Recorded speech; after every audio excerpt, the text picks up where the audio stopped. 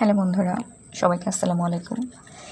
আজকে একটা ঘরোয়া পদ্ধতিতে পাস্তা আইটেম নিয়ে আসলাম, যেটা আমার হাজব্যান্ডের খুবই পছন্দ। সপ্তাহে একদিন যদি এই পাস্তা না খায় বেচারা মাথা নষ্ট হয়ে যায়। যাই হোক, একদম ঘরোয়া কিছু উপকরণ দিয়ে তৈরি করব। দেখা যায় যে সব সময় আমাদের ঘরে বাড়তি জিনিসপত্র না থাকার কারণে নাস্তা করতে বেশ বেগ পেতে হয়। তো যাই হোক, চলো শুরু করি। এই যে আমি পাস্তাটা তৈরি করার জন্য প্রথমে একটা পাতিলে পাস্তা নিয়ে নিলাম। এখন আমি পরিমাণ মতো পানি দিয়ে পাস্তাটাকে সিদ্ধ করে নেব। আসলে পাস্তার ক্ষেত্রে পানিটা গরম হওয়ার পরে পাস্তাটা দিলে ভালো হয়, সেক্ষেত্রে পাস্তাটা লেগে ওঠে না। তারপরেও আমি ভাবলাম সুবিধার্থে একসাথে দিয়ে দিই, তো আমি চুলাটা জ্বালিয়ে দিলাম। জ্বালানোর পর এখানে সামান্য পরিমাণে তোমরা তেল দিয়ে দিবে। তেলটা দিলে ওই যে একটার গায়ে একটা সিদ্ধ হওয়ার পর আর লাগে না আর কি। কেননা নুডলসের ক্ষেত্রেও এমন হয় যে সিদ্ধ করার পর গরম থাকে, তো এগুলো আঠালো আঠালো হয়ে যায়। তো যার কারণে আমরা নুডলসের ক্ষেত্রে পানি দিয়ে, ঠান্ডা পানি দিয়ে ধুয়ে ওই আঠালো ভাবটা সরিয়ে ফেলি। তো পাস্তার ক্ষেত্রে অনেক সময় করা যায়, আবার না করলেও অসুবিধা নাই। দেওয়ার সময় হাত দিয়ে দিয়ে দিলেই হয়। তো আমি এখানে নিয়ে নিলাম ছোটো ছোটো করে চিকেন। আসলে সত্যি বলতে কি, আমি একদম হাড়টা সহই নিয়েছি, কেননা হাড়ের মধ্যে একটু একটু মাংস লেগেছিলো। তো আমি ভাবলাম এগুলো ফেলে দেবো, পরে ভালো করে খেয়ে নিলেই হবে। হাড়টা সহই নিয়ে নিলাম, তোমরা কিছু মনে করো না। তো আদা রসুন দিয়ে আমি মেখে নিলাম। আমার কাছে মনে হচ্ছিলো যে আদা রসুনটা একটু কম হয়েছে, তো ফ্রিজ থেকে আবার আর একটু নিয়ে মিক্স করে দিলাম। এই যে এখানে আমি মশলা দিয়ে দিচ্ছি। বেসিক্যালি মূল মশলা হচ্ছে মরিচ এবং জিরা।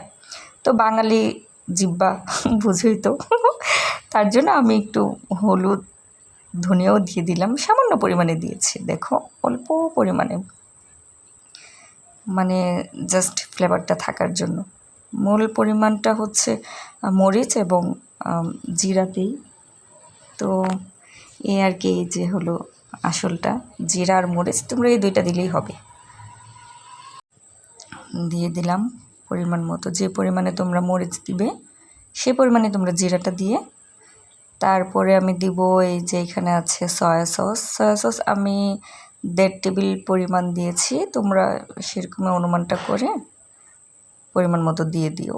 সয়া সসটা একটু বেশি দিলেও অসুবিধা নাই, স্বাদের একটু খুব বেশি তারতম্য হয় সেরকম কিছু না। তো আমি এগুলো দিয়ে ঝটপট মেখে নিচ্ছি। আচ্ছা, গোলমরিচটা দিতে আমি ভুলে গিয়েছিলাম, তো পরবর্তীতে আমি আবার গোলমরিচটা দিলাম। আমার আবার ভুলার রোগ আছে। তো এখানে আমি কড়াই বসিয়ে দিলাম।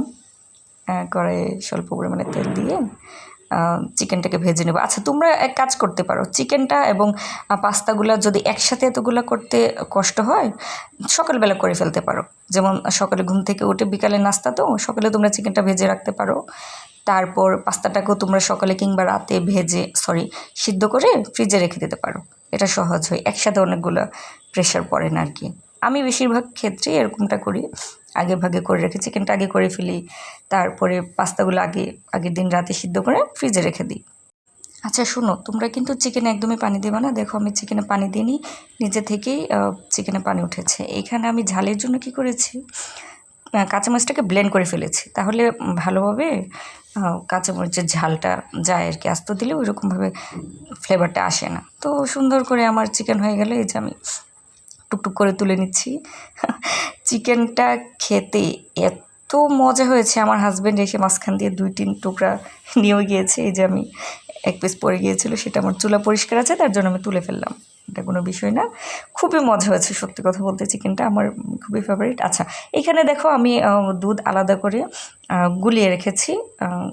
প্যাকেট দুধ ছিল, গুঁড়া দুধ, আমি সেটাকে আলাদা করে গুলিয়ে রেখেছি।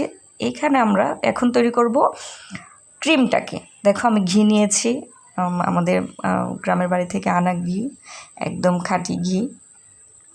তো 1.5 টেবিল চামচের মতো ঘি নিয়েছি যদিও, কিন্তু আসলে বাঙালি আত্মা তো, সাথে আমি সয়াবিন তেলও দিয়েছি। পুরোটা ঘি দিয়ে ভাজবো, এটা আমার মন সায় দিচ্ছিল না।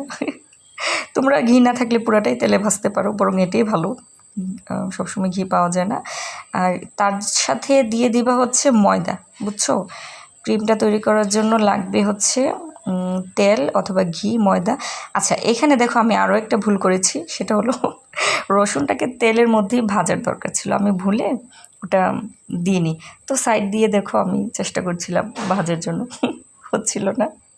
এটা তোমরা অবশ্যই আগে ভেজে নিবা রসুনটা। ভাজার পর তোমরা ময়দাটা দিবা, দেওয়ার পর 1 মিনিট ভাজার পর তারপর তোমরা দিবা দুধ। গ্যাস দুধটা দেওয়ার পর জিনিসটা এত অন্যরকম একটা ক্রিমি একটা ভাইব আসে বলার বাহিরে। তো দুধটা আস্তে আস্তে তোমরা 2-1 ধাপে 3 ধাপে দিবা যাতে না লেগে যায়। তো 1 মিনিট ভাজা বলতে মাখিয়ে নেওয়ার পর তোমরা দেবে এই যে দেখো আমি চিলি ফ্লেক্স দিয়েছি, গোলমরিচ দিয়েছি, সাদা গোলমরিচ, কালো গোলমরিচ, আমার কাছে দুটোই ছিল, আমি দুটোই দিয়েছি। তোমাদের কাছে যদি একটা থাকে যে কোনো একটা দিলেই হবে। স্বাদ মতো এখানে লবণ দিয়ে দিলাম। তারপর ওই যে ম্যাকারনিটার ভেতরে মশলা ছিল, আমি মশলাটাও দিয়ে দিলাম। এই যে এখানে দিয়ে দিলাম হচ্ছে ঝাল ঝাল কাঁচামরিচের ব্লেন্ড করা ঝোল। তো আমি না প্রায় সময় কী করি জানো, বোম্বাই মরিচ থাকলেও দিয়ে দিই। তো এখানে দিয়ে দিলাম সস। বোম্বাই মরিচটা দিলেও ফ্লেভারটা অন্যরকম আসে। সামান্য পরিমাণে কাঁচামরিচের সাথে বোম্বাই মরিচ দিই। আচ্ছা, এখানে আমার বাসায় মিক্স হার্বস ছিল, আমার মুখ দিয়েও আসে না। তো এটা দিয়ে দিলাম, থাকাতে না থাকলে সমস্যা নেই। আর চিনিটা তোমরা অবশ্যই দেবে, মাস্ট বি। চিনিটা কিন্তু গেম চেঞ্জার, চিনিটা না দিলে একদমই হবে না। তো এখানে চিকেনগুলো আমি দিয়ে দিচ্ছি। দেখো দেখতে কত লোভনীয় লাগছে। আমার হাজব্যান্ড ভিডিওটা দেখে বলছিল ক্রিমটা বেশি করে বানাবা, ক্রিমটা খুব মজা, আরও যাতে মানে ক্রিমি ক্রিমি হয়। ওর এত পছন্দ। এই যে চলে আসলো আমাদের পাস্তা। এই যে শোনো, পাস্তাগুলো তোমরা ভেঙে ভেঙে হাত দিয়ে ভেঙে একটা একটা করে দিবা, লেগে থাকে। তো আমি আগেই বলেছি তোমাদের লেগে থাকে। এটা তোমরা ভেঙে ভেঙে দেবে। দেখো কি সুন্দর, আমি 2-3 মিনিট হালকা জালে আমি এটাকে পাস্তার সাথে মেখে নিলাম। এই যে হয়ে গেল ড্যান্ডানা আমাদের মজাদার পাস্তা।